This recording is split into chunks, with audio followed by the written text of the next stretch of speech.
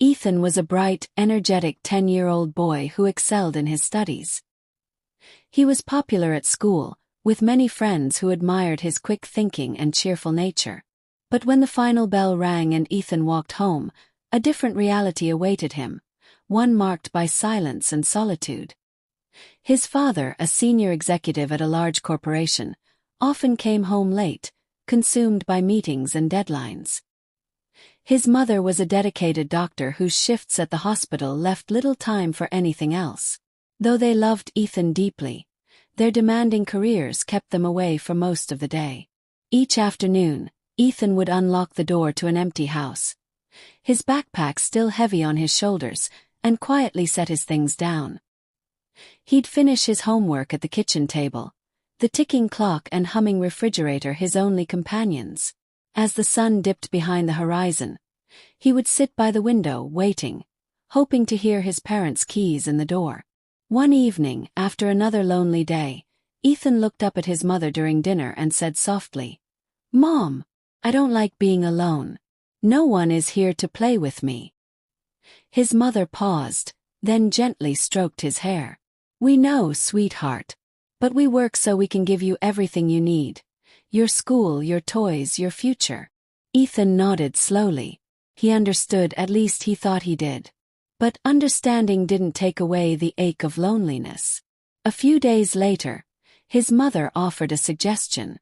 "Ethan, your Aunt Sarah is going to stay with you after school today. She's really excited to see you." Ethan's eyes lit up. "Aunt Sarah? Really? That's awesome." Aunt Sarah was his mother's older sister, warm-hearted and always full of life. She lived alone in a small, cozy house filled with plants, books, and colorful knickknacks from her travels. Whenever she visited, she brought little gifts for Ethan and made him laugh with her silly voices and dramatic storytelling. True to her word, Aunt Sarah came over the next day, and Ethan's afternoons quickly changed. She cooked his favorite meals, told him imaginative stories, and sometimes they would curl up on the couch to watch cartoons together. Her house soon felt like a second home, a place of comfort and laughter. One afternoon, Aunt Sarah surprised Ethan with a sleek red toy car. "This is for you, Ethan," she said, her smile wide and affectionate. "You're like the little brother I never had." Ethan's eyes sparkled. "Thank you, Aunt Sarah. This is my favorite toy ever." But after a few days, something began to change. One evening, as Ethan arrived at her house, Aunt Sarah invited him to play a special game. Her voice was unusually soft, her smile different, too close, too persistent. At first, Ethan didn't understand what she meant, but he trusted her. He agreed. The game, however, made him uncomfortable. It felt strange, wrong, not like their usual fun. When Ethan hesitated, Aunt Sarah would gently nudge him along, saying, "It's okay, Ethan. We're just playing." The discomfort grew. One day, heart pounding, Ethan pulled away and whispered, "I don't want to play anymore, Aunt Sarah." She looked at him for a long moment, then smiled again. "Don't worry, Ethan. You did the right thing." But something inside Ethan told him this wasn't right, that it had never been. That night, with quiet courage, he decided to talk to someone. The next day at school, he approached his teacher, Miss Harper, while the other kids were at recess. "Miss, my Aunt Sarah is acting strange with me," he said, eyes wide and uncertain. Miss Harper's expression grew serious. She knelt beside him and placed a gentle hand on his shoulder. "Thank you for telling me, Ethan. That was very brave. I'm going to help you now, okay?"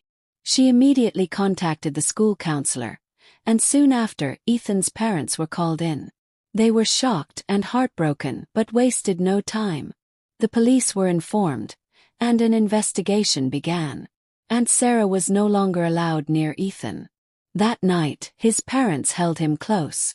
"You are so brave, Ethan," his father said, voice thick with emotion. "We're so proud of you." Ethan's mother added, "And from now on we'll make more time for you. We promise." They enrolled him in therapy, where a kind counselor helped Ethan talk about his experiences and work through the confusing emotions. Week by week, his spark returned. He laughed again. He played again. He healed. A few weeks later, Ethan walked into class and gave his teacher a small note that read, "Thank you for helping me, Miss Harper." She smiled warmly. "You're a hero, Ethan.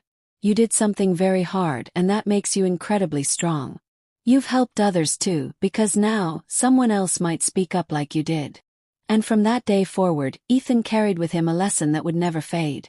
When something feels wrong, when something makes you feel scared or uncomfortable, it's always okay to speak up. And it's always, always right to ask for help.